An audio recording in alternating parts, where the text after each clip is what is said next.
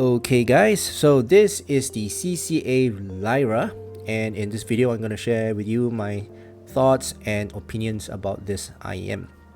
Hi guys, my name is Ian. Thank you so much for clicking on this video. I do mostly audio product reviews, and if you guys are interested in this type of content, do consider to subscribe to my channel and click on the bell. Okay, so CCA Lyra, and it's a budget IEM, and it's currently retailing for $18 US. Comes in two colors, the clear and the sapphire blue. And if you guys are interested, do check out the link down in the description below, or you can go directly to kztws.com. Right, so yeah, let's go through the accessories, the specs, the fit and comfort, and of course the sound performance. So it comes in a box like this, very typical box from KZ or CCA. One look, you can tell it's from them. Yeah, at the back here you do get some specs, so let's just quickly go through it. The frequency response is 20 to 40,000 Hz, the impedance is 28 ohms, and the sensitivity is 113. Okay, so very standard specs there. And in the box you do get the user guide, the very typical KZ cable, right, the cable that KZ always provide, and the Starline tips. So you get 3 sets of ear tips, small, medium, and large. Okay, and the IEM themselves. So this IEM, I would say, is a very nice shape. Okay, very ergonomic. The faceplate is made of plastic, and it's got a clear window-like type of faceplate, and it's got a CCA branding on the front. And on the inside is basically acrylic, and you can see the single dynamic driver in here. And what I noticed is that the dynamic driver is really thin. It barely occupies the entire shell. In fact, I think maybe this shell can be a little bit smaller.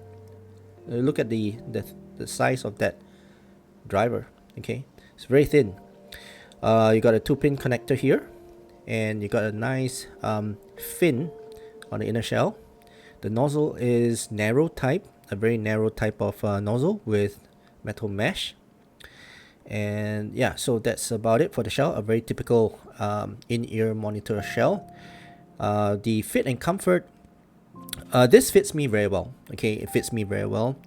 No problems at all. I think ergonomically it might be molded to my ear, but I guess not. But yeah, it fits my ear very well, and no pain, no fatigue while wearing this, and no wobbling. Gives me a very good seal, and I can wear this the entire day. So fit and comfort, I have no issues. A very good and ergonomic shape to the shell. Okay, so for that, now let's talk about the sound performance, and I'll bring out my graph and I'll be right back. Okay guys, so I'm back, and as you can see, I've measured out these CCA Lyras. Let's talk about the technicalities of these IEMs first. What I would say is that they sound pretty similar to the CCA CRA Plus. It's a little bit better in terms of the soundstage.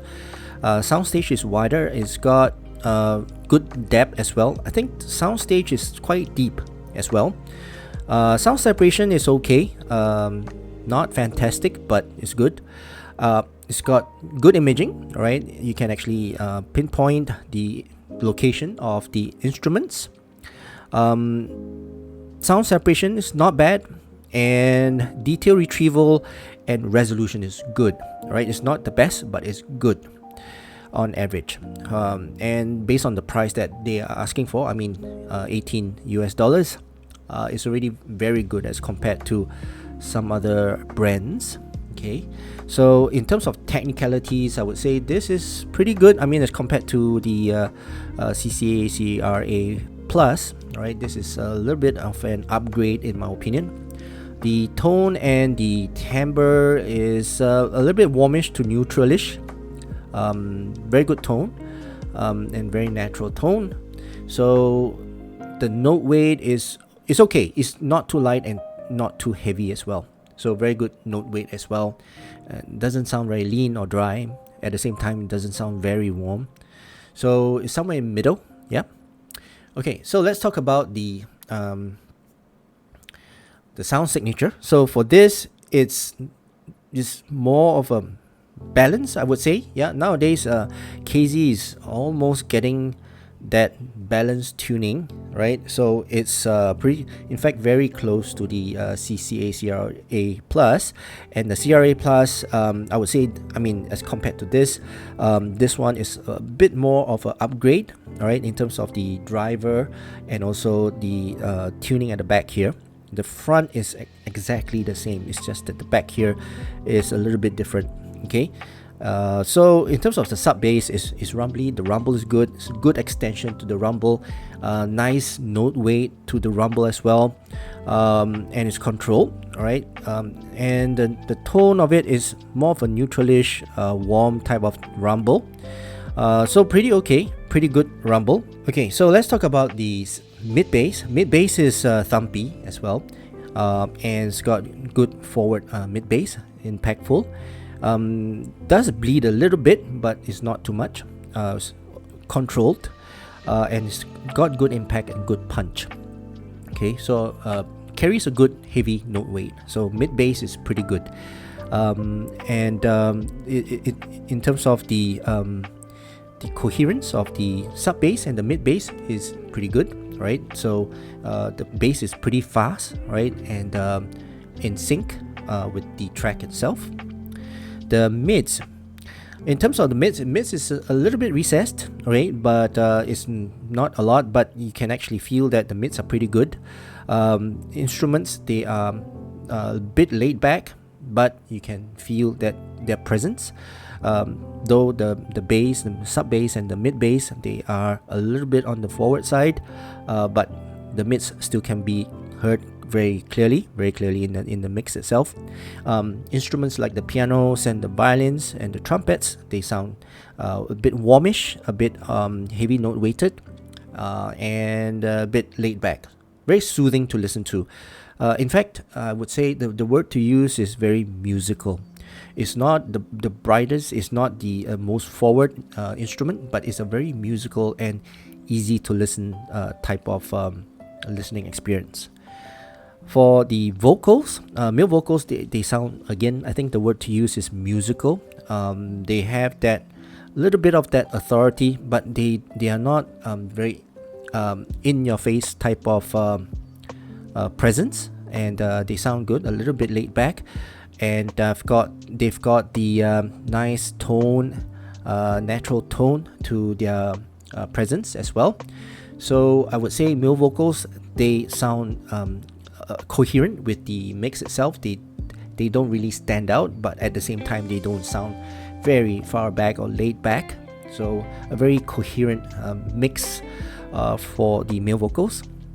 For the female vocals, same thing, they sound very musical. They've got that little bit of brightness, that little bit of sparkle, but at the same time they sound a little bit laid back. So it's not a really energetic type of female vocals, but they sound just nice, right? It's just at my tolerance level, whereby there's got that sparkle there, but it's just that little bit shy. But at the same time, they don't sound dark, they don't sound laid back. They have got that nice tone and the timbre to their presence. So I would say, in terms of the male and female vocals, their presence in the mix itself is more of a musical and coherent presentation for the vocals as compared to the rest of the frequency. Now for the treble, I would say is just nice. I think this part here, it makes it a little bit pulled back, right? And for this, the treble sounds present, but it's not shouty, it's not too over exciting, it's not energetic, all right? It's not a very energetic type of treble. At the same time, it's not laid back, it's not dark, it's just nice, all right? So I think this part here it really tames down that treble. And I would say, I mean, if later when I pull out the graph of the CRA plus, you understand why I would say this is a little bit pulled back, and they have adjusted the energy and the harshness of the treble with this part here. The roll-off is very natural. The cymbal strikes and the hi-hats, they have got a very good extension. Sounds very natural for the treble.